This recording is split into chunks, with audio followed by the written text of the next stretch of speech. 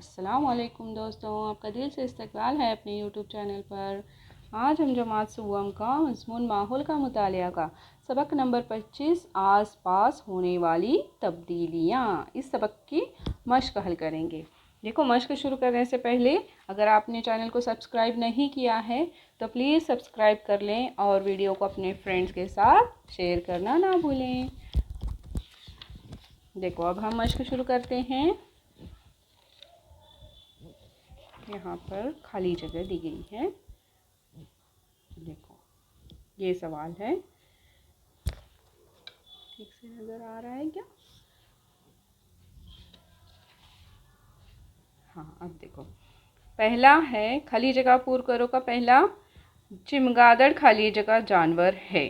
तो क्या है? शबे गिर्द जानवर है, यहाँ पर आएगा। आगे जवाब लिखा हुआ है, उसे आपको यहाँ पर लिखना है। दूसरा है पेट भरने के बाद गाय भैंस सुकून की जगह बैठकर खाली जगह करने लगते हैं। तो क्या करने लगते हैं? जुगाली। तीसरा है रात ख़त्म होने का खाली जगह परिंदों को होता है। तो क्या आएगा यहाँ पर? एहसास परिंदों को होता है। चौथा है सूरज के तुलू होने पर धूप खाली जगह होती है। धूप हल्की होती है और बाद में जैसे 12 बजते हैं देखो तो धूप तेज़ होना शुरू हो जाती है।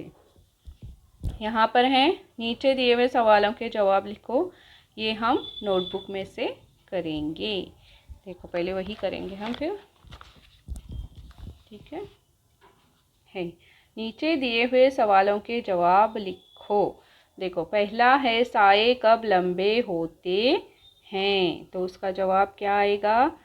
सूरज निकलने पर सुबह की धूप हल्की होती है, साए मगरिब की जानिब पड़ते हैं और वो लंबे होते हैं। देखो, मतलब सुबह के वक्त में, है ना।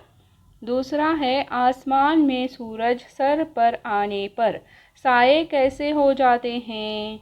देखो जवाब, सूरज आहिस्ता आहिस्ता ऊपर सरकता जाता है, तब साए छोटे हो जाते हैं। मतलब 12 बजे के वक्त हम बोलते हैं ना बहुत तेज़ धूप होती है बाहर, तो उस वक्त साए छोटे हो जाते हैं। फिर आएगा देखो तीसरा, अमावस के बाद कितने दिनों तक चांद की शक्ल बड़ी होती जाती है। जवाब है अमावस के बाद 15 दिन तक चांद की शक्ल बड़ी होती जाती है। फिर आखिरी है सवाल नंबर 4, शहद की मक्खियाँ फूलों पर क्यों जाती हैं। जवाब है फूलों में मीठा शहद होता है, वो जमा करने के लिए शहद की मक्खियाँ फूलों पर जाती हैं। देखो, इस तरीके से 4 सवाल के जवाब हैं ये आप मुकम्मिल कर लो। अब इसके आगे का जो सवाल है वो हम किताब में से देखेंगे। वाह, देखो यहाँ पर नीचे दिए हुए जुमले सही हैं या गलत लिखो। उसमें से पहला है अमावस के दिन चांद नज़र नहीं आता। तो ये जवाब सही है। दूसरा है कुछ जानदार सूरज के गुरूब होने के बाद ग़िज़ा की तलाश में बाहर निकलते हैं। ये जवाब भी सही है। तीसरा है चांद जब तिकोनी नज़र आता है तो इस दिन को पूनम कहते हैं। गलत, पूनम के दिन तो चांद पूरा गोल नज़र आता है।